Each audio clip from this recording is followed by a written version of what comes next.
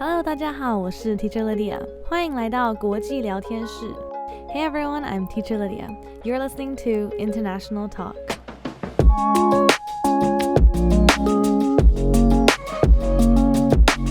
这一集的来宾是一个背景跟我一样复杂的人，是我的好朋友 Aggie。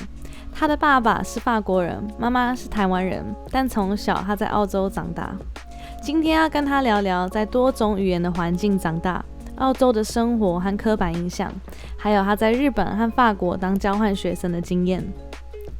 Today I'm very excited to talk to someone whose background is as complicated as mine. Aggie is half French, half Taiwanese, but grew up in Australia. Today we'll be talking about what it's like to grow up in a multilingual family, life and stereotypes of Australia, and Aggie's experience as an exchange student in Japan and France. So please enjoy this interview with Aggie. Welcome, Aggie! Hello. Thank you so much for being here today and for sharing your stories with us. Thank you for having me. I'm so excited to be here. So the first question I want to ask you is probably a little complicated, but where are you from? Okay, so technically I guess I'm from Australia, and when I tell people that, they kind of like you look a little bit different. So actually then I would add saying that my mother's Taiwanese and my father's French. So do you feel like you're a little bit of all three of these countries? Yeah, definitely. I think also in my household, just because we were not just speaking in English at home, but we were speaking French and Mandarin, so I really felt close to my other cultures. If I just tell them one part of the story, they end up finding out the other part. Like if I just, because sometimes it's too hard to explain. So if I say I'm from Australia, but then I pick up the phone from my parents and so I start speaking in French, they're like, is that English? And I'm like, okay, yeah. So I have to explain it. So.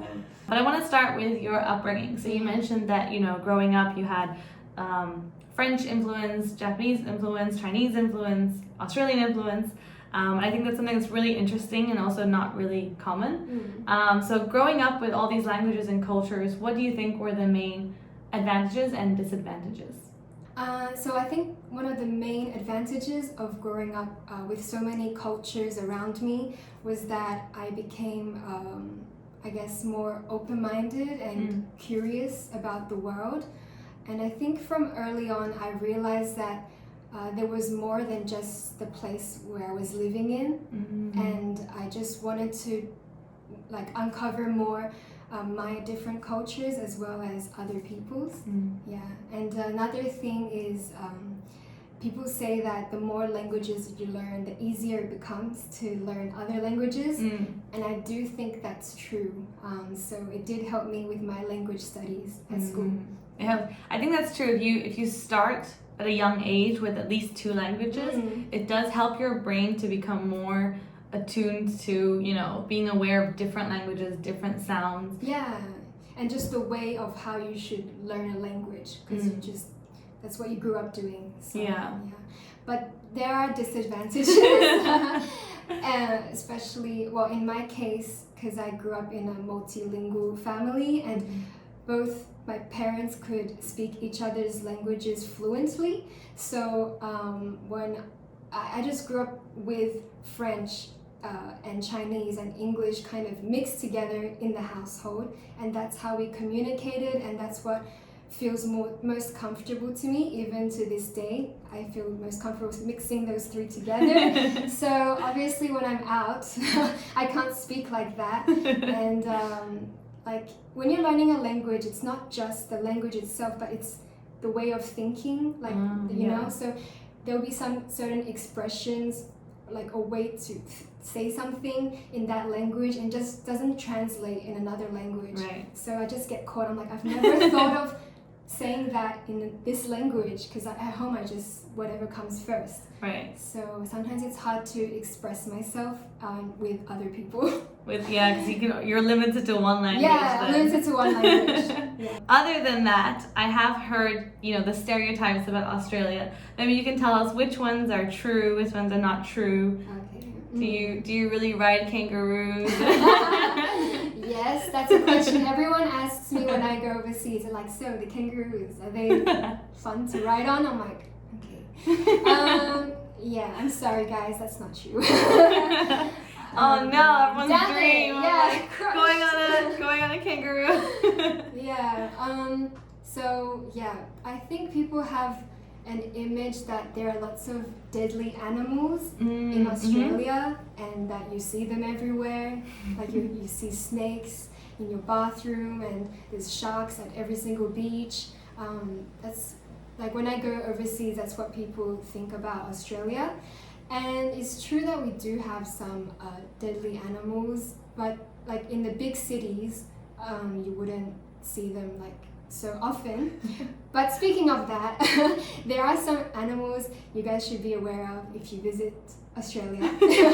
And Lydia, you can put like some pictures maybe. I'll find some. Yeah, there's like in Sydney we have these birds called magpies, and they're like black and white, and they look fine. They don't look scary, but they can be really aggressive, especially during their swooping season, which is a time where maybe they have their newborns and they want to protect them. So if you walk nearby their nest, the mother will think that you want to like attack their kids. So they're just going to come over your head and just peck on your head, and like sometimes some incidents, some people like bleed, and it can become really serious, and it's a real problem in people's neighborhoods. It's serious. It's not like you can search on YouTube and you can just put some pictures here and there of the photos of people. Yeah, it's scary. So please just take care. And I used to run home,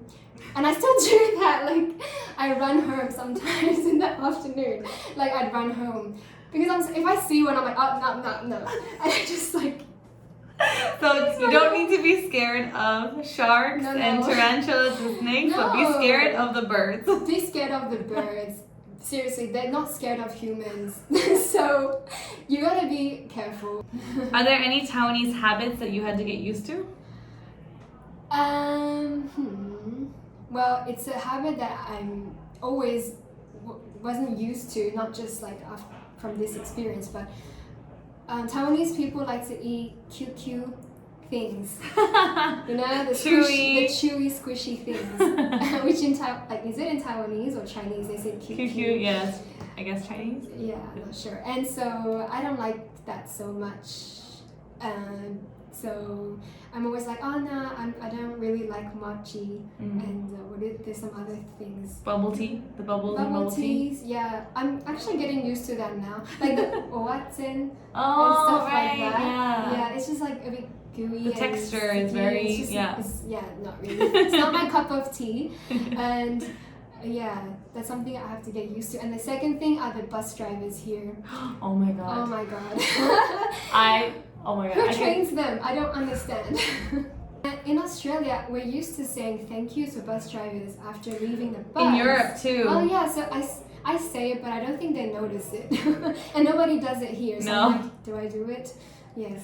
No, I don't do it here. I do it when I'm in Europe, but here I don't do it. Yeah. I feel like people give me weird looks. Yeah, I'm just like, I just want to do it to be nice. I'm like, 谢谢, and then That's probably good. Maybe I should try that too. Yeah. Like, spread kindness. Yeah, maybe kindness. Maybe they'll feel happier. Maybe they're grumpy because no one says thank you. Maybe. Nobody appreciates them, but they need it.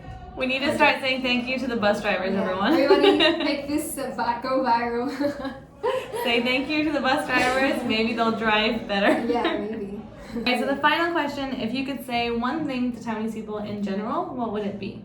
Okay, so I've got a little note for you guys. Firstly, I'd like to say thank you all for being so open-minded, kind, and welcoming to everybody. Like everybody has said, we all really appreciate that. And as Lydia's podcast listeners, I'm assuming you're all interested in learning about other cultures and languages. And so I want to wish you all the best of luck on your journey.